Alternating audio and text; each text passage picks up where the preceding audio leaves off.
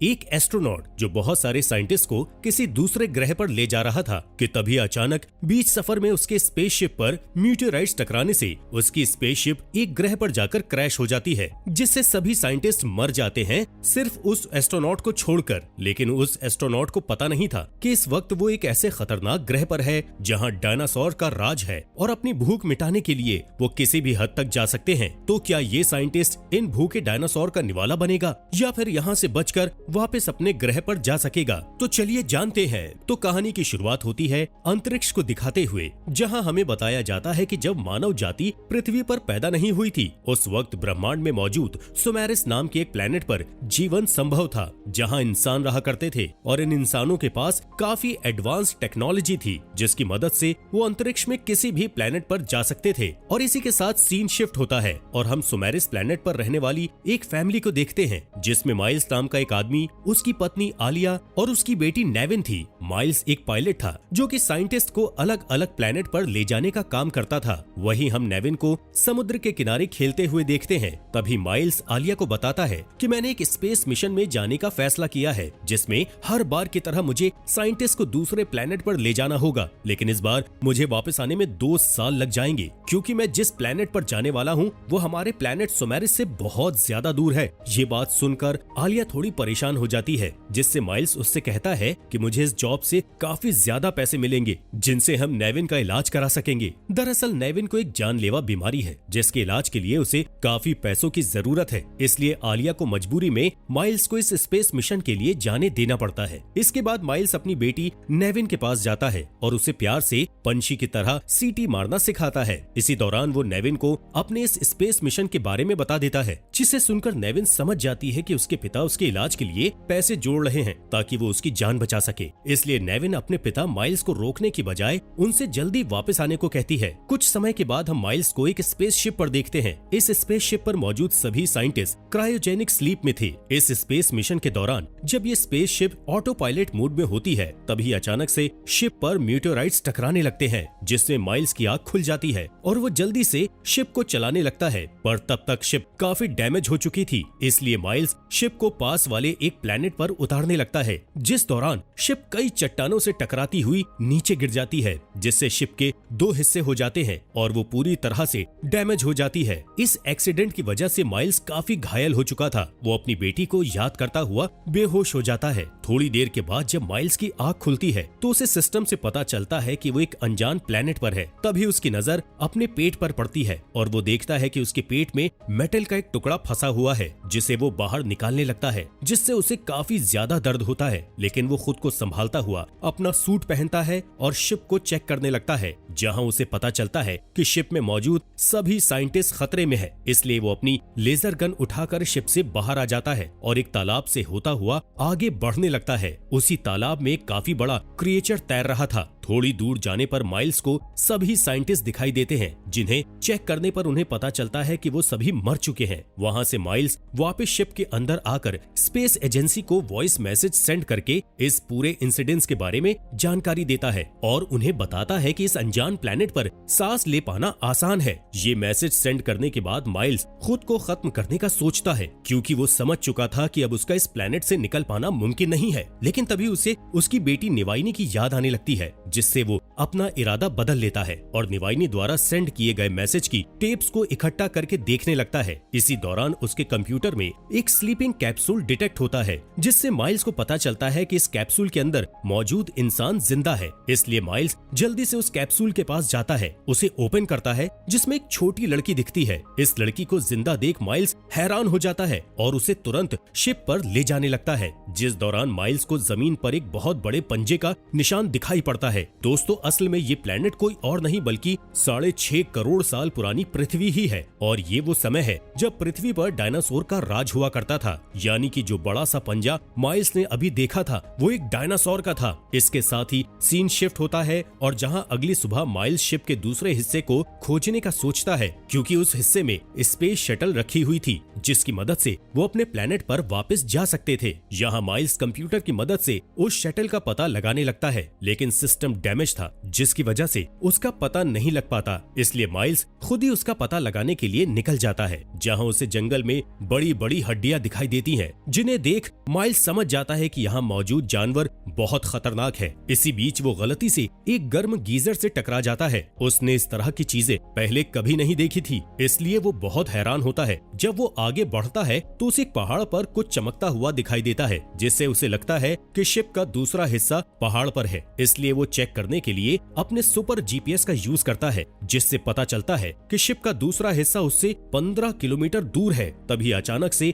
एक छोटा डायनासोर उस पर हमला कर देता है। तब माइल्स अपना बचाव करते हुए उस डायनासोर को गन से शूट करके मार डालता है और वापस शिप पर जाने लगता है। जिस दौरान उसे जंगल से कुछ आवाजें आती हैं, इसलिए वो चेक करने के लिए उस आवाज का पीछा करता है। तब उसे वही छोटी लड़की दिखाई देती है जो कल रात उसे कैप्सूल में मिली थी। दरअसल वो लड़की डर की वजह से शिप से भाग गई थी। वो लड़की जब माइल्स को अपनी ओर आते देखती है तो उससे डर कर भाग जाती है, जिससे माइल्स उसका पीछा करता है और वो दोनों एक किनारे से नीचे गिर जाते हैं। यहाँ उन्हें एक मरा हुआ डायनासोर दिखाई देता है। तभी अचानक वहाँ के पेड़ हिलने लगते हैं, जिससे माइल्स समझ जाता है कि उनकी ओर एक बड़ा डायनासोर आ रहा है। इसलिए वो उस लड़की को लेकर शिप में चला जाता है, जहाँ वो उस लड़की के घाव पर दवाई लगाते हुए उससे उसका नाम पूछता है, लेकिन वो लड़की उसे कोई जवाब नहीं देती। इसलिए माइल्स पैसेंजर की लिस्ट से उसका नाम ढूंढता है, जिससे उसे पता चलता है कि उस लड़की का नाम वेरोनिका है। यहाँ माइल्स वेरोनिका को बताता है कि हमें एक पहाड़ पर जाना है, जहाँ पर हमारा शटल है, जिससे हम अपने घर वापस जा सकते हैं। लेकिन वेरोनिका उसे कुछ भी जवाब नहीं देती। तब माइल्स को पता चलता है कि वेरोनिका उसकी भाषा नहीं समझ रही है, जिससे माइल्स उससे कहता है कि शिप के डैमेज हो जाने से मेरा ट्रांसलेटर पूरी तरह से टूट चुका है, इसलिए मैं तुम्हारी भाषा को ट्रांसलेट नहीं कर सकता। इसके बाद माइल्स वेरोनिका को ड्राइंग करके समझाने के लिए सोचता है, जिसके लिए वो रेड कलर के पाउडर को टेबल पर फैलाता है और उससे एक पहाड़ बनाकर बताता है कि हमें पहाड़ पर जाना होगा। तभी वेरोनिका उसके पास आती है और टेबल पर अपने पेरेंट्स को ड्रॉ करती है। ये देख माइल्स बहुत दुखी हो जाता है, क्योंकि वेरोनिका के पेरेंट्स मर चुके थे। इसलिए वो वेरोनिका को इस बारे में नहीं बताता, बल्कि उसे शांत रखने के लिए झूठ बोलता है कि उसके पेरेंट पहाड़ पर उसका इंतजार कर रहे हैं। इसलिए वेरोनिका उसके साथ पहाड़ पर चलने के लिए मान जाती है। पहाड़ पर जाने से पहले माइल्स स्पेस एजेंसी को मैसेज भेजकर वेरोनिका के बारे में बताता है। दूसरी ओर वेरोनिका निवाइनी की रिकॉर्डिंग्स देख रही होती है। इन रिकॉर्डिंग से पता चलता है कि जब माइल्स इस मिशन पर था तब निवाइनी की तबीयत खराब हो गई थी, जिस वजह से उसे हॉस्पिटल में एडमिट करना पड़ा। पर निवाइनी ने माइल्स को मैसेज भेजना नहीं छोड़ा, लेकिन जैसे जैसे समय बीतता गया वो माइल्स से नाराज होने लगी, क्योंकि जिस समय उसे माइल्स की सबसे ज्यादा जरूरत थी उस समय वो उसके पास नहीं था। इसी दौरान माइल्स वेरोनिका को टेप्स देखते हुए पकड़ लेता है और तुरंत टेप्स को बंद कर देता है। इसके बाद वो दोनों पहाड़ की ओर निकल जाते हैं। ये जर्नी दोनों के लिए काफी कठिन होने वाली थी, पर माइल्स वेरोनिका की हेल्प करते हुए आगे बढ़ रहा था, जिससे उन दोनों में फ्रेंडशिप होने लगती है। जब वेरोनिका चलते चलते बोर हो जाती है तो वो माइल्स को परेशान करने के लिए कुछ जामुन तोड़ लेती है और उन्हें माइल्स के ऊपर फेंकने लगती है, जिससे माइल्स नाराज हो जाता है और अपने स्कैन में जामुन डालकर वेरोनिका को बताता है कि ये जामुन जहरीले हैं, इसलिए तुम्हें इनके साथ नहीं खेलना चाहिए। थोड़ी दूर जाने के बाद माइल्स की गर्दन पर एक कीड़ा गिर जाता है। जैसे ही माइल्स उस कीड़े को मारता है तो उसके हाथ में गंदा चिपचिपा पदार्थ लग जाता है। वो एक पेड़ से अपने हाथ को साफ करने की कोशिश करता है, लेकिन ये चिपचिपा पदार्थ इतना मजबूत था कि पेड़ की छाल उसके हाथ में चिपक जाती है। ये देखकर वेरोनिका हंसने लगती है, पर माइल्स किसी तरह उस चीज को हाथ से हटा देता है और फिर दोनों आगे बढ़ने लगते हैं। तभी उन्हें कुछ अजीब सी आवाजें सुनाई देती हैं, जहां चेक करने पर उन्हें पता चलता है कि एक गड्ढे में डायनासोर का बच्चा फंसा हुआ है। वेरोनिका उस बच्चे को देखकर इमोशनल हो जाती है और इसलिए उसकी मदद करने के लिए उसके पास जाने लगती है, जबकि माइल्स उसे रोकने की कोशिश करता है, पर वेरोनिका उसकी बात नहीं सुनती। इसलिए ना चाहते हुए माइल्स भी वेरोनिका की मदद करता है ताकि वो जल्द से जल्द यहाँ से निकल सके। जैसे ही वो छोटा डायनासोर बाहर निकलता है, शिकारी डायनासोर उस पर हमला करके उसे मार डालता है। ये देखकर माइल्स वेरोनिका को पकड़कर वहीं छिप जाता है। यहाँ वेरोनिका उस डायनासोर को मरता हुआ देखकर रोने लगती है, जिसे माइल्स शांत करने की कोशिश करता है। इसके बाद वो दोनों वहाँ से आगे बढ़ते हैं और एक झरने के पास आकर रुक जाते हैं। यहाँ माइल्स अपने पेट में लगे घाव को देखकर बहुत परेशान हो रहा था कि तभी उसकी नजर वेरोनिका पर पड़ती है, जिसे देखकर उसे निवाइनी की याद आने लगती है, जिससे उसे बहुत अच्छा फील होता है। इसके बाद वो एक पेड़ पर चढ़कर स्कैनर से आगे का रास्ता खोजता है, जिस दौरान उसके हाथ पर एक कीड़ा आ जाता है, जिसे देखकर माइल्स अपना हाथ झटक देता है, जिस वजह से पेड़ एक डाल टूट जाती है और वो पेड़ से नीचे गिर जाता है। इतनी ऊंचाई से गिरने की वजह से उसका हाथ मुड़ गया था, इसलिए वो वेरोनिका की हेल्प से अपने हाथ को सही करने की कोशिश करता है। तभी वहाँ डायनासोर का एक ग्रुप आ जाता है। तब माइल्स जल्दी से उन पर शूट करता है और वेरोनिका को वहाँ से भागने को कहता है। वो डायनासोर को मारने के लिए कुछ छोटे बॉम्ब का यूज करता है, जिनके ब्लास्ट होने से आधे डायनासोर मर जाते हैं। माइल्स बाकी के डायनासोर को मारने के बाद वेरोनिका को ढूंढने के लिए निकल जाता है। वही वेरोनिका के पास उड़ने वाले डायनासोर का एक ग्रुप आ जाता है, जिन्हें देखकर वेरोनिका जल्दी से एक पेड़ के पीछे छिप जाती है, पर दूसरे डायनासोर उसे देख लेते हैं और उस पर हमला करने लगते हैं। इसी दौरान माइल्स वहां आ जाता है और उन सभी डायनासोर को मार डालता है, लेकिन डायनासोर अभी भी जिंदा था, जो कि वेरोनिका को पकड़कर अपने साथ ले जाने लगता है। माइल्स जल्दी से उसका पीछा करता है और उसे गन चलाकर डराने लगता है, जिससे वो डायनासोर वहां से भाग जाता है। इस हमले से वेरोनिका बुरी तरह से डर चुकी थी, इसलिए माइल्स थोड़ी देर के लिए यहीं पर रुकने का फैसला करता है। इसी तरह शाम हो जाती है। तब माइल्स सीटी बजाकर वेरोनिका को शांत करने की कोशिश करता है। ये वही सीटी थी जिसे वो निवाइनी के लिए बजाता था। इसके बाद वो दोनों वहाँ से निकल जाते हैं और रात बिताने के लिए एक गुफा में रुकने का फैसला करते हैं, जहाँ माइल्स कुछ सेंसर्स को सेट कर देता है ताकि उसे होने वाले खतरे का पहले से ही पता चल सके। इसके अलावा वो स्कैनर से आकाश में देखता है, जिससे उसे पता चलता है कि इस प्लेनेट पर मीटियोराइट्स गिरने वाला है। हालांकि ये मीटियोराइट्स बहुत छोटा था, इसलिए वो इस बारे में ज्यादा नहीं सोचता। इसी दौरान वो वेरोनिका के पास अपनी बेटी निवाइनी का एक टेप देखता है, जिसे वेरोनिका शिप से उठाकर ले आई थी। इस बात पर माइल्स को वेरोनिका पर गुस्सा आता है, लेकिन वेरोनिका को दुखी देखकर वो उसे कुछ नहीं कहता, बल्कि उस टेप को चला देता है। इस टेप को देखकर वेरोनिका सो जाती है, जबकि माइल्स अपनी बेटी को याद करते हुए दुखी हो रहा था। इसके बाद माइल्स की भी आंख लग जाती है, जिस दौरान उसके लगाए गए सेंसर बजने लगते हैं, जिससे उसकी नींद खुल जाती है। यहाँ वो देखता है कि वेरोनिका के मुंह में एक कीड़ा घुस गया है, इसलिए वो तुरंत उस कीड़े को मार देता है, जिससे वेरोनिका को वॉमिट हो जाती है। तभी अचानक से सेंसर्स तेजी से जलने लगते हैं। माइल्स को समझ पाता कि तभी गुफा के बाहर एक बहुत बड़ा सा डायनासोर आ जाता है, जिसे देख माइल्स उस पर शूट करता है, लेकिन इस डायनासोर पर उसकी गन का कोई असर नहीं पड़ता, इसलिए वो वहाँ से भागने का सोचता है और फिर दोनों एक छोटे से छेद में जाकर वहाँ से भाग जाते हैं। यहाँ से वो दोनों आगे का रास्ता तलाशना शुरू करते हैं, जिस दौरान एक छोटा डायनासोर उनका पीछा करता है, लेकिन दोनों को इस बात की खबर नहीं थी। वो संकरी जगहों से गुजरते हुए गुफा के डेड एंड तक पहुंच जाते हैं, जहां माइल्स को चट्टानों के बीच एक छोटी सी दरार दिखती है, जिसे बड़ा करने के लिए वो खुदाई करने लगता है, पर उसके पास इतने हथियार नहीं थे कि वो चट्टानों को तोड़कर रास्ता बना सके, इसलिए वो हार मानकर चट्टानों को खोदना बंद कर देता है। इस बात से वेरोनिका उस पर गुस्सा करने लगती है और उसे कोशिश करने को कहती है। यहाँ माइल्स को लगता है कि अब वो यहाँ से नहीं निकल पाएंगे, इसलिए वो वेरोनिका को बताता है कि उसके पेरेंट मर चुके हैं, लेकिन वेरोनिका को उसकी कोई भी बात समझ में नहीं आती। इसी बीच माइल्स को याद आता है कि उसके पास कुछ बॉम्ब्स हैं, जिनका यूज करके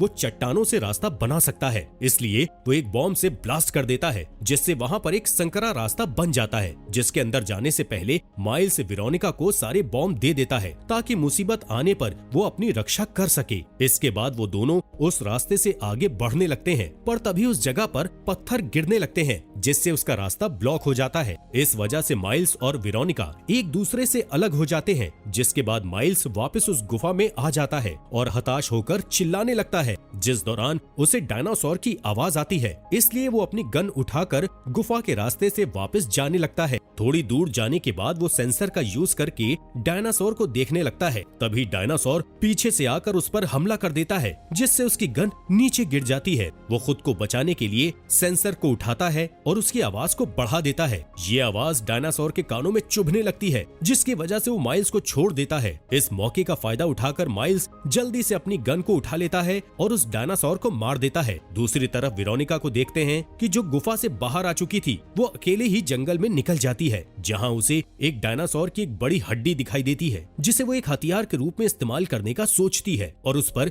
जहरीली जामुन लगाकर बैग में रख लेती है। यहाँ माइल्स भी गुफा से बाहर आ चुका था। वो देखता है कि एक बड़ा मीटियोराइट उसके करीब आ रहा है, इसलिए वो सेंसर से उस मीटियोराइट को चेक करता है, जिससे उसे पता चलता है कि वो मीटियोराइट कुछ घंटे बाद ही इस प्लेनेट से टकरा जाएगा, इसलिए वो तुरंत वेरोनिका को ढूंढने लगता है। दूसरी ओर एक डायनासोर वेरोनिका के पीछे पड़ जाता है, जिससे बचने के लिए वो टूटे हुए पेड़ के अंदर छिप जाती है। तब माइल्स को वेरोनिका की चीख सुनाई देती है, इसलिए वो जल्दी से उसे ढूंढने लगता है, लेकिन रास्ते में गलती से वो एक दलदल में गिर जाता है। वो वेरोनिका को बुलाने की कोशिश करता है, पर वेरोनिका उसके पास आ पाती इससे पहले वो दलदल में डूब जाता है। लेकिन वेरोनिका ने माइल्स की आवाज सुन ली थी, इसलिए वो हिम्मत करके डायनासोर को बॉम्ब से ब्लास्ट कर देती है, जिसके बाद वो माइल्स को ढूंढती है और एक पेड़ की मदद से उसे दलदल से बाहर निकाल लेती है। यहाँ माइल्स वेरोनिका को मीटेओराइट के गिरने के बारे में बताते हुए कहता है कि हमें जल्द से जल्द पहाड़ पर पहुंचना होगा। इसके साथ ही सीन शिफ्ट होता है और हम उसे पहाड़ के पास देखते हैं, जहाँ उनकी शिप का दूसरा हिस्सा गिरा हुआ था। यहाँ माइल्स वेरोनिका के चारों ओर कुछ रस्सियां बांधता है और उसे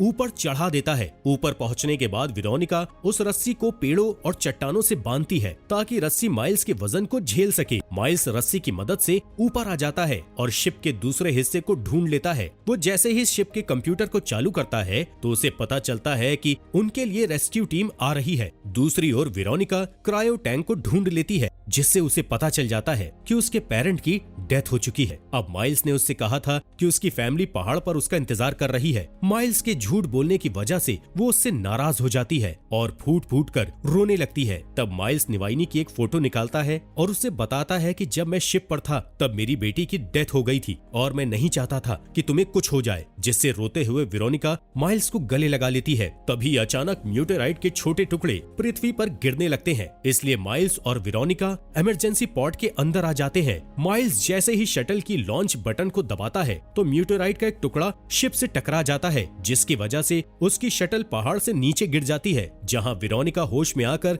जल्दी से लॉन्च बटन को दबाती है, लेकिन कंप्यूटर उसे बताता है कि उनका शटल लॉन्च होने की कंडीशन में नहीं है। जैसे ही माइल्स को होश आता है तो वहाँ एक बड़े डायनासोर को आते देखता है, जो कि शटल पर हमला करने लगता है। तभी माइल्स देखता है कि उसकी गन जमीन पर पड़ी हुई है, इसलिए वो गन उठाने के लिए पॉड से बाहर आ जाता है। जिस दौरान वहाँ एक डायनासोर आ जाता है, जिसे देख माइल्स शिप के एक टुकड़े के पीछे छुप जाता है और अपनी गन को ठीक करने लगता है, पर डायनासोर उसे घेर लेते हैं। इसलिए वेरोनिका डायनासोर को भटकाने के लिए निवाइनी की टेप चालू कर देती है, जिससे डायनासोर को निवाइनी का होलोग्राम दिखने लगता है। माइल्स भी उस होलोग्राम को देखता है और रोने लगता है, क्योंकि उसे लग रहा था कि वो आखिरी बार अपनी बेटी को देख रहा है। तभी एक डायनासोर उस होलोग्राम पर हमला कर देता है, जिससे डायनासोर माइल के निशाने पर आ जाता है और तभी माइल्स मौका देखकर डायनासोर पर शूट करके उसे मार देता है, जबकि दूसरा डायनासोर वेरोनिका को शिप में देख लेता है और उस पर हमला करने लगता है, जिससे शिप सीधी हो जाती है और लॉन्च होने की कंडीशन में आ जाती है।